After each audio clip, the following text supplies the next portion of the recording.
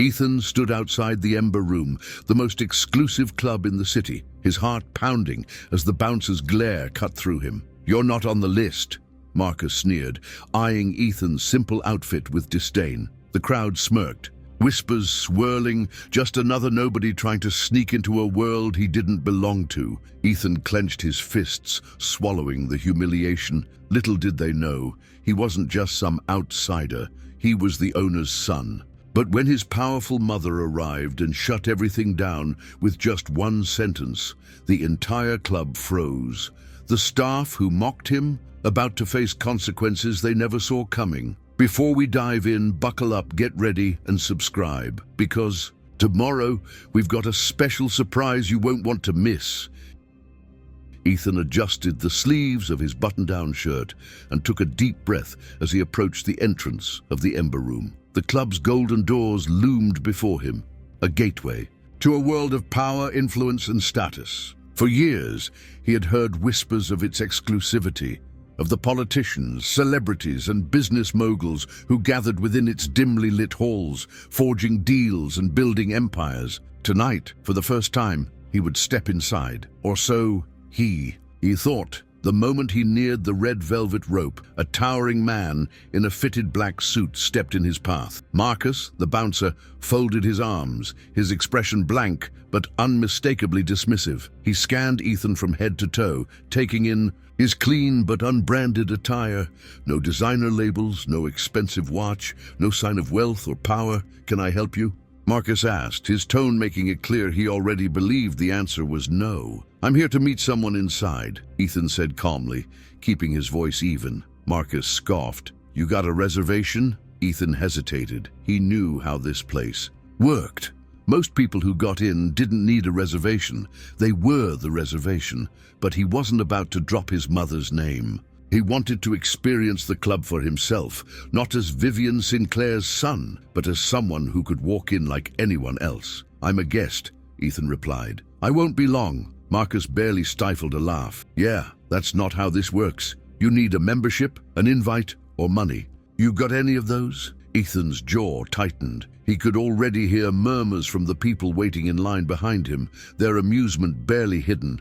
"Look, I just need to—" "You need to step aside," Marcus interrupted, already moving, his hand toward Ethan's shoulder. Ethan took a step back before he could be physically pushed. His patience was wearing thin. "I can call someone inside," he said, trying again. "I know people here." Marcus rolled his eyes. "Yeah? Who? The janitor?" Laughter erupted from a few onlookers. Ethan ignored them. His fingers twitched toward his phone, but Marcus shook his head before he could even unlock the screen. "Look, I kid. I don't have all night. You're not on the list, you don't have connections, and you definitely don't look the part," Marcus said, his voice dripping with finality. "Now move along before I make you." Ethan inhaled sharply, anger bubbling beneath his skin. He'd never cared about designer suits or flashy cars, but the way Marcus dismissed him so easily, as if he were nothing, ignited something inside him. He wasn't some desperate nobody trying to sneak into a club. This place belonged to his family. He could have ended it all right there. He could have dropped his mother's name, watched Marcus's smug expression twist into regret, and walked inside without another word. But he didn't. Instead, he stepped aside, jaw clenched, mind racing. He wasn't leaving, not yet. Ethan stood just outside the entrance, his hands balled into fists in his pockets. The humiliation burned through him, hotter than the neon lights that flickered above the club's golden doors. He could still hear the murmurs from the line behind him, the barely disguised laughter of the people who had watched him get turned away like he was nothing. The words, "You don't look the part," echoed in his head. He knew what that meant. He wasn't wearing $1,000 suit, he didn't have a recognizable face, and he wasn't flashing a black card at the door. That was enough for them to decide he didn't belong. He exhaled slowly, steadying himself. He refused to let one arrogant bouncer ruin his night. There had to be another way in. He wasn't about to text his mother. He didn't need her to fight his battles. But there was someone else who might help. Stepping away from the main entrance, he pulled out his phone and scrolled through his contacts until he found Linda Carter. She had worked at the Ember Room for years, one of the few employees who treated everyone with kindness, no matter their wealth or status. He tapped the call button and held the phone to his ear, pacing along the sidewalk as the dial tone rang. "Come on, pick up," he muttered. After 3 rings, she answered. "Ethan, Hey." Voice was surprised, but I'm at the club. I tried to get in, but Marcus, she sighed before he could finish. Marcus is a pain. He thinks working the door makes him royalty. Well, he just denied me entry, Ethan said, the frustration clear in his tone. Didn't even let me explain. I'm not surprised. She hesitated. Look, I'd help if I could, but management's strict about who gets in. If I vouch for you and they find out, I could lose my job. Ethan closed his eyes, frustration bubbling under his skin. He hadn't wanted to put her in a difficult position. He understood her fear. The Ember Room was cutthroat. One mistake, one misstep, and you were out. I get it, he said, forcing his voice to stay even. I don't want to put you at risk. Linda hesitated again. I wish I could do more, she said softly. I really do. It's fine, Ethan said, even though it wasn't. Thanks anyway. He ended the call and exhaled sharply, shoving his phone back into his pocket. His only potential ally couldn't help him, and he wasn't about to argue with Marcus again. He glanced back at the entrance, watching as well-dressed men and women strolled past the velvet rope with ease, barely sparing the bouncer a glance. The contrast made his stomach tighten. He was so close, but in this world, if you didn't fit. The image, if you didn't have proof of wealth or power, you were nothing, and tonight, nothing is exactly what they had decided he was. Ethan lingered near the entrance, his mind racing. The sting of rejection still clung to him, but more than that, the sheer ease with which Marcus had dismissed him gnawed at his thoughts. He hadn't been rude, hadn't been disruptive. He had simply not looked the part, and that alone had been enough to be tossed aside. It wasn't just about getting into the club anymore. It was about proving a point. He took a step back and observed. The Ember Room wasn't just any club. It was a fortress of exclusivity. The entrance was guarded, like a gate to a kingdom, and only those deemed worthy were allowed inside. He noticed the patterns. The patrons who passed the velvet rope without a second glance had something in common. They either flaunted their status with high-end fashion or walked with the confidence of people who had never been told no. Ethan clenched his jaw. He had spent his entire life around the elite, but he had never needed to play their game. Tonight was different. He thought about finding another way in, an employee entrance, a side door, but the last thing he wanted was to sneak inside like he was doing something wrong. He belonged here, whether Marcus believed it or not. A sudden burst of laughter pulled his attention back to the line. A group of young men, dressed in tailored suits, stood near the entrance. They exuded effortless wealth, their watches gleaming under the city lights. One of them, a man with slicked back hair and an arrogant smirk, looked in Ethan's direction and chuckled. "Still here, man?" he called out. "Give it up. If they didn't let you in the first time, they're not changing their minds." Ethan's fingers curled into his palm, but he forced himself to stay composed. Reacting would only make him look worse. The others in the group snickered, exchanging amused glances.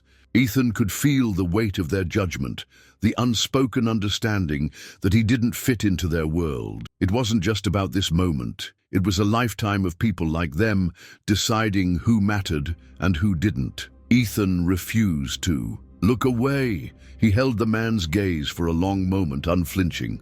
"I guess we'll see," he said, his voice calm but firm. The man raised an eyebrow, as if Ethan had just spoken out of turn, but before he could respond, the sharp screech of tires echoed down the street. A sleek black car glided up to the curb, its tinted windows reflecting the golden glow of the Ember Room's entrance. The air shifted, the laughter, the smugness. It all stopped. Ethan turned, just as the back door of the car swung open. His mother stepped out, Vivian Sinclair, The woman who built an empire from nothing, who controlled rooms full of men twice her age with a single look. She was here, and for the first time that night, it wasn't Ethan who was out of place, it was everyone else. Vivian Sinclair stepped out of the sleek black car with an effortless grace that turned heads instantly. Dressed in a tailored midnight blue gown, she exuded the kind of quiet power that didn't need to be announced. The city lights glinted off the diamond bracelet on her wrist, but it wasn't the jewelry or the designer fabric that made people pause. It was her. The woman who built the Ember Room. The woman who owned everything these people were fighting to be a part of. The once smug expressions of the well-dressed patrons near the entrance faltered. The man who had mocked Ethan straightened his jacket, suddenly self-conscious. Even Marcus, the bouncer who had so confidently dismissed Ethan just minutes ago, his usual arrogance melting into a mask of polite servitude. "Good evening, Mrs. Sinclair," Marcus said, his voice smooth, almost rehearsed. "We weren't expecting you tonight." Vivian barely acknowledged him. Her eyes had already found Ethan. She said nothing at first, just studied him, her expression unreadable. Ethan stood still, his pulse steady, waiting. He could see the questions behind her sharp gaze, the silent demand for an explanation.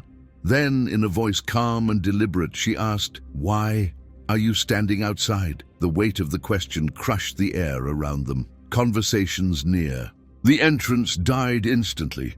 Ethan let the silence stretch for a moment before answering. "Marcus wouldn't let me in." He kept his voice even, controlled. Vivian's gaze flickered to Marcus, whose posture changed instantly. His shoulders squared, but his face remained carefully neutral. "There must have been some mistake," Marcus said quickly. "We have strict policies and—" Vivian raised a single hand and Marcus shut up. The movement was small, almost imperceptible, but it carried an authority that needed no force. The bouncer's mouth snapped shut like a trap. "Explain," she said. Marcus hesitated, his eyes darting around as if searching for an escape. I wasn't aware he was connected to the club." Vivian tilted her head slightly. "Connected?" Marcus swallowed. I didn't realize who he was." Vivian let the words hang in the air. Then her expression hardened. "So, you decided he wasn't someone based on what exactly?" Marcus opened his mouth, then closed it, his lips pressing into a thin line. His silence was answer enough. Ethan didn't look away from him. He wanted to see the moment it truly sank in. The realization that his judgment, his smug dismissal, had been a mistake that could cost him everything. Around them, the other patrons stood awkwardly, pretending not to watch. But they were. Every single one of them. Because they all knew what was coming next. Vivian stepped forward, just enough to make Marcus sweat. "Tell me," she said, voice like ice. "What happens to an employee who humiliates my son at the door of my club?" Marcus didn't answer. He didn't have to. Everyone already knew. Marcus stood frozen, his face losing its usual smug confidence. The weight of Vivian Sinclair's words settled over him like a crushing force. And for the first time that evening, he truly understood the magnitude of his mistake. The clubgoers who had been so entertained moments ago now shifted uncomfortably. Suddenly uncertain about their place in the unfolding drama, Vivian didn't raise her voice, didn't need to. Her presence alone was enough to command absolute silence. The very people who had dismissed Ethan only minutes ago were now watching with wide eyes, sensing the shift in power. Ethan felt the moment turn, the tide dragging Marcus under as his arrogance dissolved into barely contained panic. I didn't know, Mrs. Sinclair," Marcus stammered. If you had realized what?" Vivian's voice was calm, but the steel beneath it was undeniable. That he wasn't someone to be brushed aside, that his worth wasn't dictated by your assumptions. Marcus swallowed hard. It was a misunderstanding. "A misunderstanding," she repeated slowly, tasting the word. "No, Marcus, this was a judgment, one you made without hesitation. You looked at my son, decided he didn't belong, and humiliated him at my door." Ethan watched as Marcus floundered, his carefully built persona crumbling under the weight of consequences he had never expected. He had been so sure of himself when he had turned Ethan away, so quick to judge. Now, the the same people who had laughed at Ethan moments ago were watching Marcus squirm, as if afraid they might be next. Vivian turned to the club's assistant manager, a sharply dressed woman who had stepped outside the moment she recognized the situation unraveling. "Is this how my establishment treats people?" Vivian asked, her gaze locking onto the woman with an intensity that left no room for deception. "No, ma'am," the woman said immediately. She cleared her throat, scrambling to restore order. "I can assure you, this was an isolated incident. Marcus does not reflect the standards of the Ember Room. Then I trust you'll handle it." Vivian's voice was final. Marcus inhaled sharply. "Mrs. Sinclair, please." "You're done here," she said, cutting him off without a second glance. "Collect your things." The words landed like a hammer. Marcus's face went red, then pale. He started to protest, but one look at Vivian told him it would be futile. He turned away, humiliated, his once authoritative stride reduced to something smaller, weaker. Ethan didn't gloat, didn't smile, didn't revel in the man's downfall. He just watched. Because in that moment, the lesson wasn't just for Marcus, it was for everyone who had stood by, complicit inside. Ethan turned back to his mother. Her sharp eyes softened just slightly as she studied him, gauging his reaction. He could tell she wasn't just here to punish a bouncer. She was here to see how he would respond. Ethan stood in the silence that followed Marcus's exit, feeling the weight of every pair of eyes on him.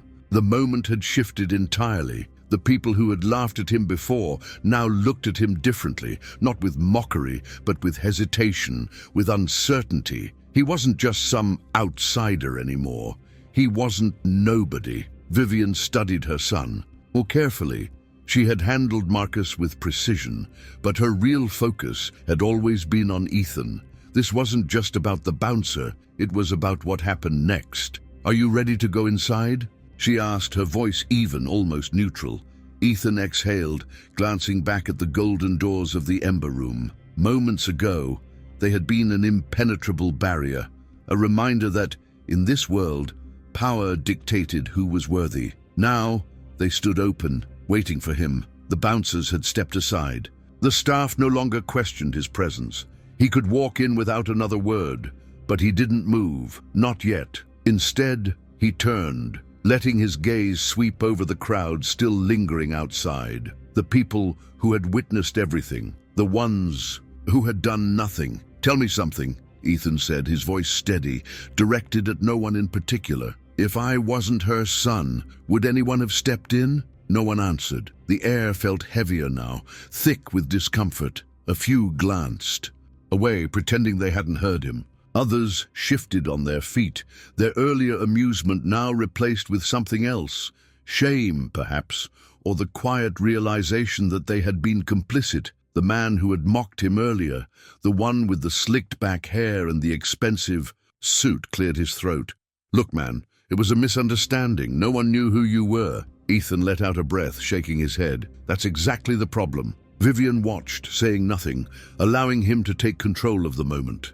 He turned back toward the doors, not out of triumph, but out of something deeper, understanding. If his mother hadn't arrived, the night would have ended differently.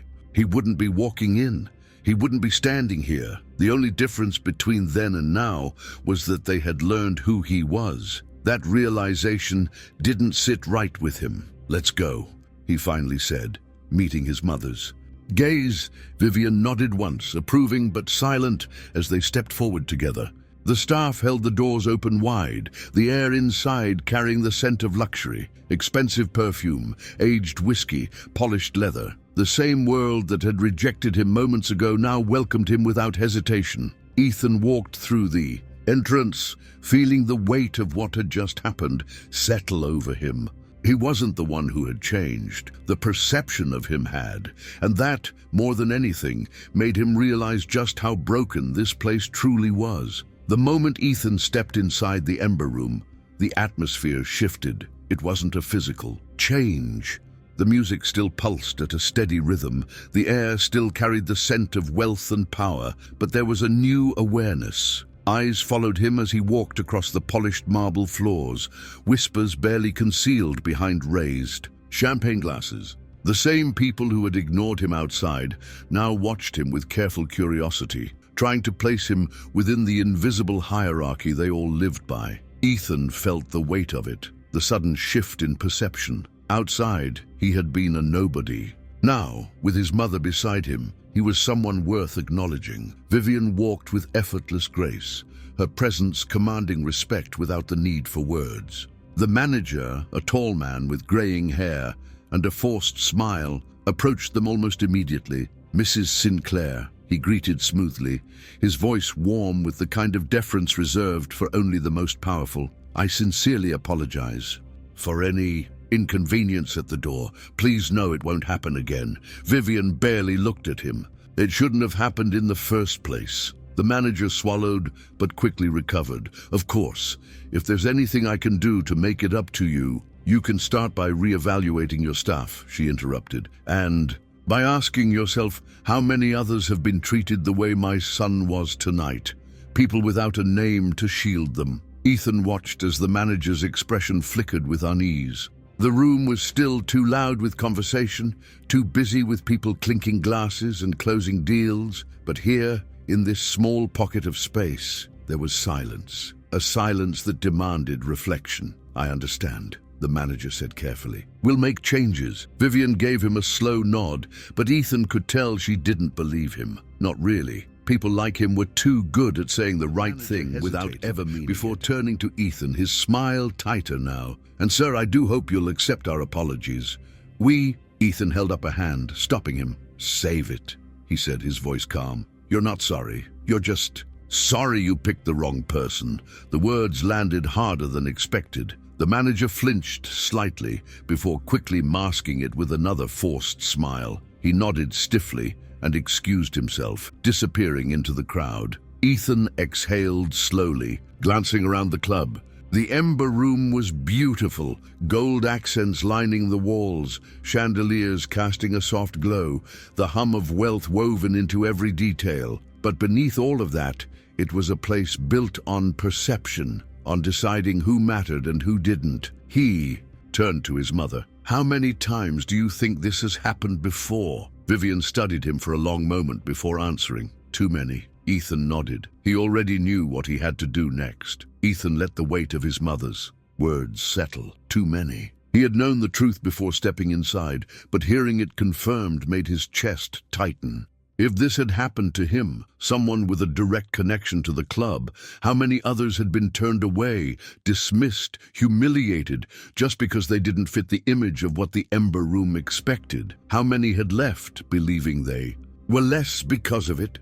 He turned his gaze across the room, scanning the faces of those who had watched him walk in. Some of them, the ones who had laughed earlier, now avoided his eyes. Others were still pretending they weren't paying attention, though their stolen glances gave them away. He wasn't interested in their apologies. Words meant nothing when they came from fear, not conviction. His mother studied him, reading the thoughts running through his mind before he could voice them. "You could let this go," she said, her voice quiet but certain. "You've already won." Ethan let out a slow breath. "Did I?" He gestured around them. "Or did they just change how they see me?" Vivian didn't answer immediately.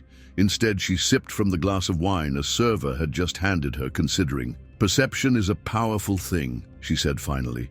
"It shapes everything." "Exactly." Ethan met her gaze. "And that's the problem." He turned back toward the entrance, where a new line of people had begun forming outside.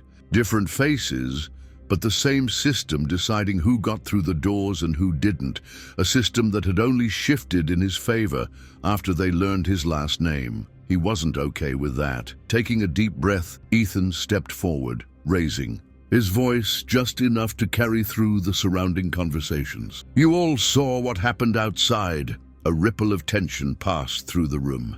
The people nearest to him stilled, their eyes darting toward him, but not wanting to be caught staring. The club manager, still within earshot, looked on nervously, clearly unsure of what Ethan planned to do. "No one stepped in," Ethan continued. "No one questioned it, because this is how it works, right?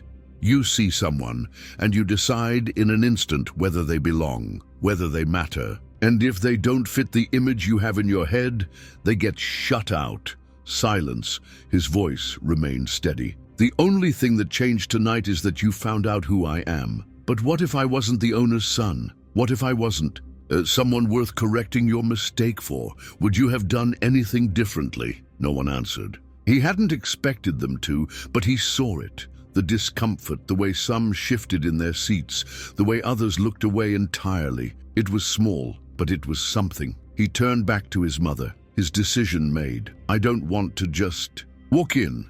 Pretend this didn't happen, he said. I want to fix it. Vivian watched him carefully. Then, slowly, she nodded. Then, let's fix it. The silence that followed Ethan's words was thick, stretching across the club like an invisible weight. People exchanged uncertain glances, some uncomfortable, others outright avoiding his gaze. No one wanted to answer the question he had posed, because deep down, they all knew the truth. If he hadn't been Vivian Sinclair's son, if his last name carried no weight, nothing would have changed. He would have walked away, just another face in the crowd, another person deemed unworthy by the standards of a place that prided itself on exclusivity. Vivian stood beside him, unreadable as ever, but Ethan could sense something beneath her calm expression. Approval, perhaps, or maybe curiosity, waiting to see what he would do next. Ethan took a slow breath. He wasn't here to make a scene. He wasn't looking for revenge. The club manager, he was looking the man who had so quickly tried to smooth things over once he realized who Ethan was. How often does this happen? Ethan asked. How many people get turned away, not because they don't meet the actual requirements, but because someone like Marcus decides they aren't the right kind of guest? The manager hesitated, caught between self-preservation and the undeniable truth. He was good at playing politics, at maneuvering conversations away from difficult topics, but Ethan wasn't about to let him off that easily. Vivian finally spoke, her voice cutting through the tension with quiet authority. I expect an answer, she said. The manager straightened, his nervous smile returning. Mrs. Sinclair, I assure you, we strive for the highest level of professionalism. I didn't ask for a speech, she interrupted. I asked for honesty. His throat bobbed as he swallowed. There have been incidents, he admitted, but we train our staff to be selective for a reason. This club caters to a certain clientele, and who decides what that clientele looks like? Ethan asked, his voice calm but firm. The manager had no response. Ethan turned back to the room, to the patrons who were still watching. You all saw what happened tonight, he said again. But how many times has it happened when no one was watching, when there was no one powerful enough to intervene? More silence. But this time, it wasn't just avoidance. It was reflection. He could see it in the way some of them shifted uncomfortably, the way others stole glances toward the entrance, as if seeing it differently now. Vivian nodded approvingly, then addressed the manager directly. From this moment forward, we will be making changes, she said. Our staff will be retrained, and the standards we uphold will be about character, not wealth, not appearance, not assumptions. The manager nodded quickly, eager to agree. Now that the decision had been made for him, Ethan exhaled. It wasn't a perfect solution, not yet. But it was something, and for the first time that night, he felt like he had done more than just claim his place. He had earned it. The ripple effect of Ethan's words was immediate. The polished, curated atmosphere of the Ember Room felt different. Now, as if a layer of pretense had been stripped away. Conversations resumed, but they were quieter, less self-assured. The people who had once looked through him now regarded him with something bordering on respect, or perhaps guilt. Either way, Ethan had made them see. A few guests, likely sensing an opportunity, approached with polite smiles. One man, dressed in a deep blue suit with a watch that probably cost more than a car, extended a hand. Ethan, right? I had no idea who you were earlier, he said smoothly, as if that excused everything. Welcome. If you ever need anything, let me know. Ethan stared at the outstretched hand for a moment before shaking it. He wasn't naive. This wasn't an apology. It was self-preservation, a recalibration of social standing now that they knew he belonged. The difference was, Ethan no longer cared about belonging. "Thanks," he said, but there was no warmth behind it. As the man walked away, another approached. A woman, older, elegant, the kind of person whose opinion probably shaped entire circles of influence. She gave him a long, considering look before speaking. "You handled that well," she said. "Most people would have been angrier." Ethan met her gaze. "Maybe that's the problem," he said. "No one expects people like me to be calm. They expect us to lash out, to cause a scene. That way, they can say they were right about us all along." She nodded slowly, as if he had just confirmed something she already suspected. Then, without another word, she walked away. Ethan let out a slow breath. His mother stood nearby, watching everything unfold. She had given him space to handle it his own way, but now she stepped closer, lowering her voice so only he could hear. "Ah, you satisfied?" she asked. Ethan didn't answer right away. He turned toward the bar where Linda, the employee he had called earlier, was working. Their eyes met, and she gave him a small nod, an acknowledgement, maybe even gratitude. She had been right to be afraid of speaking up earlier. It was easier to stay quiet when the system was built to punish those who didn't.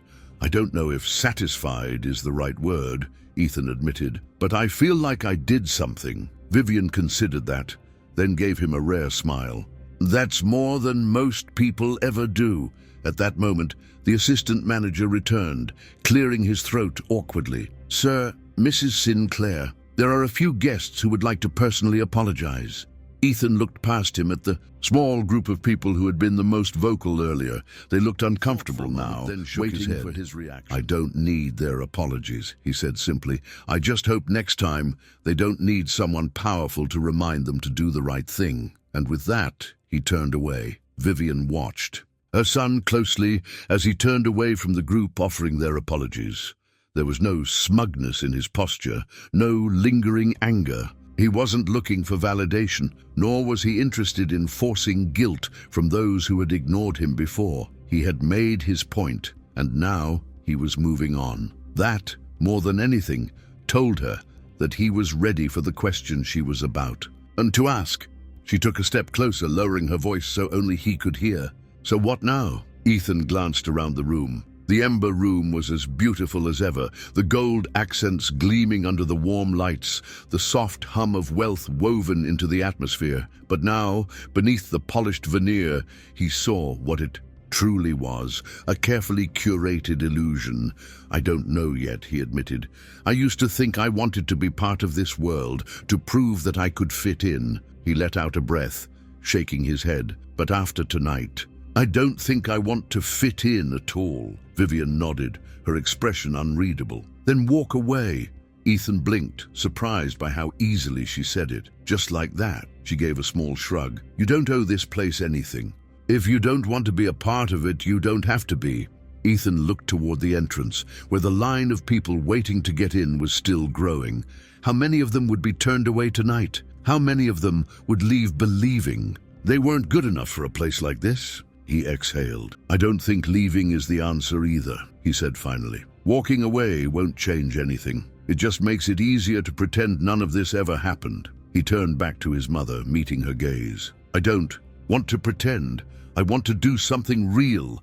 Vivian studied him for a long moment before speaking. "Then stay," she said simply, "and fix it." Ethan let those words settle. He had spent so long trying to earn a place in this world that he hadn't considered that maybe it wasn't about earning anything. Maybe it was about building something new. His mother must have sensed the shift in his thoughts, because she gave a small smile, rare but genuine. "You remind me of myself," she admitted. "I didn't build this place just to sit at the top. I built it so I could change the rules." Ethan nodded, understanding now what he hadn't before. The power wasn't in being accepted. It was in deciding what acceptance even meant.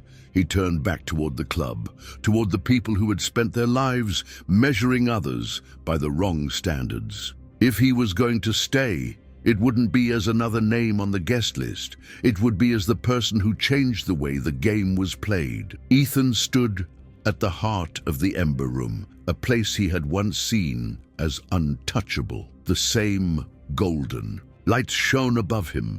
The same air of exclusivity lingered in every corner, but something had shifted. Not in the club itself, but in him. He wasn't the same person who had walked up to the entrance hours ago, expecting to be let in without question.